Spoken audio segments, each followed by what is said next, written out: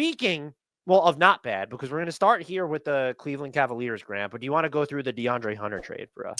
Yeah, so the Cavs get DeAndre Hunter. That's all. They gave up Karis LeVert on an expiring deal. George Niang got $8.2 million next year, a 2026 first round swap, and a 2028 first round swap. So those would be they've already swapped those with Utah in the Mitchell trade. So it's basically the least favorable of Cleveland pick, Utah's pick, and Washington's pick on the 26, and then Cleveland and Utah's on the 28. In addition, they gave up 3 seconds, 27, 29, and 31. This to me, tell me what you think. Is there a move made by an Eastern Conference team that figures to have a bigger impact on like who wins the championship this year than this one? I think you could make the case that no other move is going to have a bigger impact, because what other contender made a trade? That's the thing. You just like, I don't know what we're digging for. Like, I guess Jimmy Butler. Like, there's just, or is it Anthony Davis in Dallas? If you ask Nico, yeah, right. Or how good do you think Luka's going to make the Lakers? This is a fascinating trade. So, which side do you want to talk about first? Do you have strong feelings about is Hunter worth this? I have incredibly strong feelings about Atlanta, but we have to cover another trade from them. So let's start with Cleveland. To get someone who might just be a part of your closing unit while not giving up a first round pick and while ducking the tax this year, which now probably emboldens you to say, hey, we had Karis LeVert coming off the books. We could have re-signed Ty Jerome and kind of still toe-stepped it beneath the tax next year. But no, you've kind of blown past that. I respect the hell out of it. I recognize DeAndre Hunter. I don't even think his defensive reputation is inflated. I think people just look at him. He's 6'8", 7'2" wingspan and say, oh, that dude's 3-and-D. I don't think he always checks the D box. He can be pretty good in individual situations. However, he has cleaned up his offensive play style a lot. The shot profile is better and his true shooting percentages climb, but he can also still do a little bit off the dribble. The bigger thing to me is this is a classic example of what it's like in a different situation. His defense in Atlanta is maybe bleh, but your defense in Cleveland, when you have Isaac Okoro to chase around smalls and then Evan Mobley and or Jared Allen behind you at all times, is ideal. So that was their weak point, really, insofar as they had one. And I think the final thing before I throw it to you, it's easier to get him to just slide up to the 4 as part of one big unit and feel good about it in the playoffs than saying, we're going to play George Niang or we're going to move Max Strus up or even Dean Wade or, heaven forbid, like Isaac Okoro in that instance. So I think I loved There's some risk here. You gave up the swaps. I don't care about. Those are already like whatever. The second round picks, okay, but like this is your best chance to win a title ever without LeBron, and you're seizing it. And I respect the hell out of it. And I think it just helps that there was reporting that said Atlanta would have killed to get this package at the beginning of the year. DeAndre Hunter is substantially more valuable now a few months later, and I think. You could question, will he be able to play the same role on a better team where the volume might be lower? I really do think the type of offense that he's played this season, certainly coming off the bench, of course, it will scale to a more minute role. Yeah, I think I do agree. You got to acknowledge it's possible that the previous 5 years of Hunter's career are more indicative of his true talent than the half season he's played so far. At the same time, he has made changes, and I think the changes he's made, specifically with respect to like he's a good catch and shoot 3-point shooter now. Like that's you're not going to be asked to do a whole lot more on this Cleveland team that already is one of the best offenses we've ever seen. So I think like I don't know that he's the exact answer to the type of play, the exact player we've been just begging the Cavs to try to find, which is just give me a pure 3 that's going to make open threes and guard the other team's best player. He's not really that, but I do think, as you said, his ability to play the 4 just it just unlocks a lot of good options, and he will be a better, option against 3 and 4 size guys than LeVert, who was playing really good defense and was shooting it better than Hunter so far. He's over 40%. Ty Jerome is cut into his. I know LeVert just came back, I think, but like Ty Jerome is cut into his playing time. That's the other thing is you do like LeVert really is more of a 2 that can handle the ball as a 1, which you don't need on this team at all because Garland, Mitchell, Jerome, like there's plenty of that. So you could think LeVert is the better player, like, and you wouldn't be crazy, but not on this team, I don't think. And so Hunter, I think, provides a ton of value. And yeah, I don't care about least favorable swaps, like big deal. Like you've already given those up. So 3 seconds. And the other thing is LeVert was going to hit free agency, you might have had to just let him walk. That's another thing. So that, Niang, I don't really see a realistic scenario where Niang is playing major postseason minutes for you. So that's another kind of zero loss aspect of this trade. You're more expensive, I guess, because you're going to have to fill that other roster spot, and Hunter's on the books and he's more expensive than LeVert, but he might not have cost more than LeVert was going to cost. So it's kind of a win across the board for the Cavs. And that's, even if you get, I don't know, 80% of what Hunter's been this year, I still think it's just, you do this every time.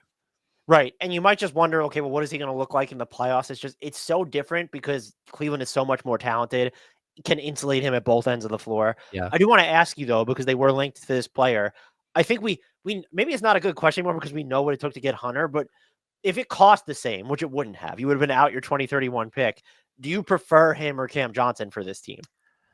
I think honestly, it's close enough that if all things being equal, I would rather have Johnson, but I don't think you are getting Johnson for this package. So I guess I prefer Johnson if I could get it for the Hunter package, which was just not going to happen. Yeah. So but I even think like if you just would have told me not even what they got, I said this to someone asked us on YouTube and I responded, I think I lean Hunter. It was close, but I think he's better on defense. Do you have anything else to add for the Cavs before we get into the rest of Atlanta's business before we talk about them? No, I think we should move to Atlanta because I can feel some strong feelings coming from you, and I'm not sure I totally share all of them. So one of the other trades they made is that they sent Cody Zeller to Houston to duck the tax along with a 28 second round pick. It was Houston's own.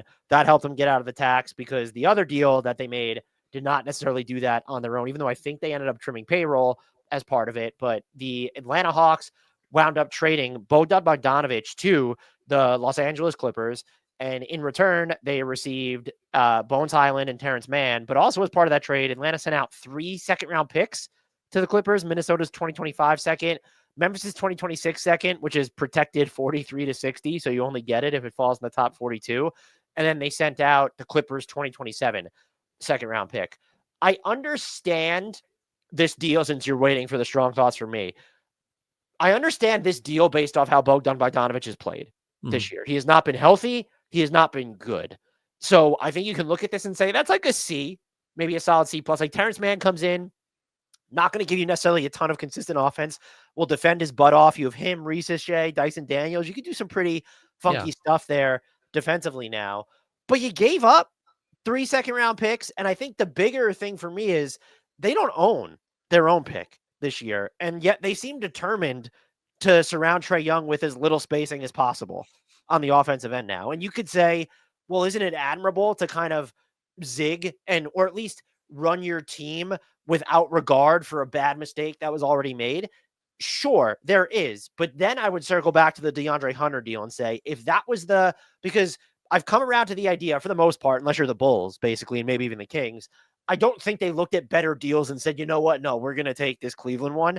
However, if that was the best offer for DeAndre Hunter available, I would have simply just kept DeAndre Hunter because this is a move that was more financially driven over the longer term for them. You go tell me what they're going to do with that additional flexibility this year. That's not really going to be true cap space probably. And even if it is, what are you going to do with it?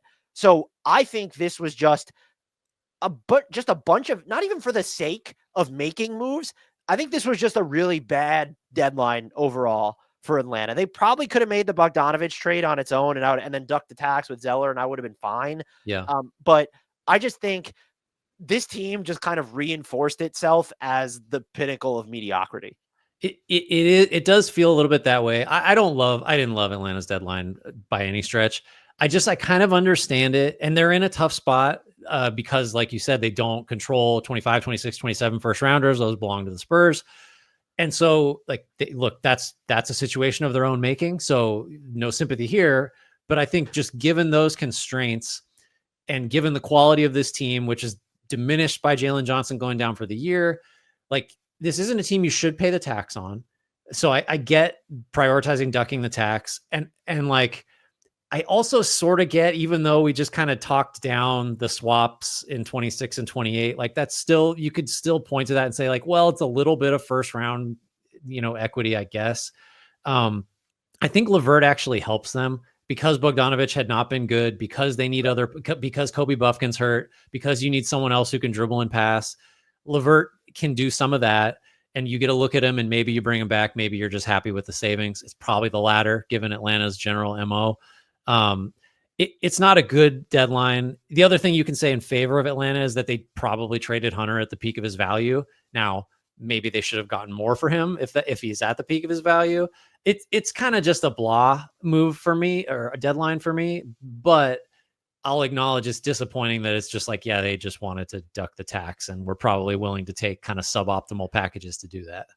Do you feel any differently, and I would say more positively or more negatively, one way or the other, about their deadline following the report from Chris Haynes? I think it was on NBA TV afterwards, and said stuff between Trae Young and the organization is weird now.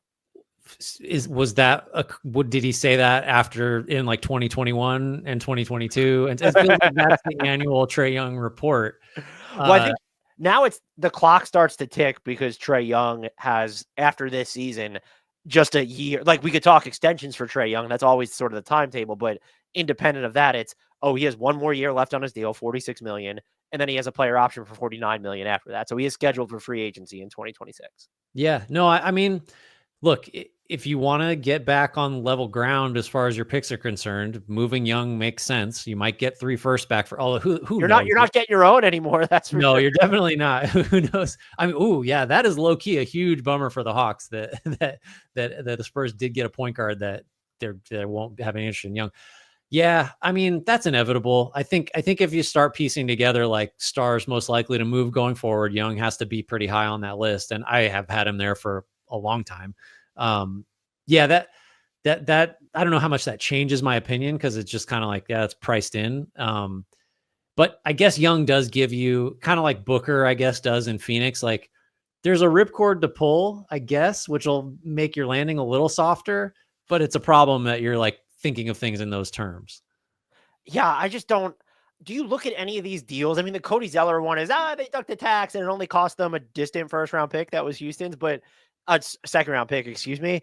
Like, you don't look at either of these two deals and say they won it. I guess you could say Bogdanovic and but you had to send out 3 second-round picks. Yeah. To get off. He only had 1 guaranteed year left on his deal. And Terrence Mann, I know he's younger, but like, he's like a dead even money relative to what Bogdanovic was making. Yeah. Next year, I think he's slightly cheaper. I just don't even look at that as, you couldn't come out of this deal and say like, oh, like this clearly made a boatload of sense. And I guess to your point about LeVert being valuable to them, did they acquire him with the intention of, because you could say, oh, Bogdanovic was expendable because the way LeVert's been shooting it, better defender, and at least better passer too. So like the better player right now. Mm-hmm. Do you trust that? Like, is the plan to pay Caris LeVert? And if it is, that's wildly uninspiring. Yeah, no, I think you've got to justify it if you think these were good moves by Atlanta, you've got to be convinced that Bogdanovic is washed, and you don't want to be on the hook for 2 more years after this one with him. And then you've also got to have like a pretty serious intention to keep LeVert. Even then, it's kind of like, well, this was all still pretty clearly just financially motivated, and that's hard to get inspired by. That, or I guess if I had to undermine my own take, they have more information on DeAndre Hunter, who's had a checkered health bill in the past. They might just have no faith in DeAndre Hunter continuing to play at a 6th man of the year level moving forward. Which, not a crazy stance to have.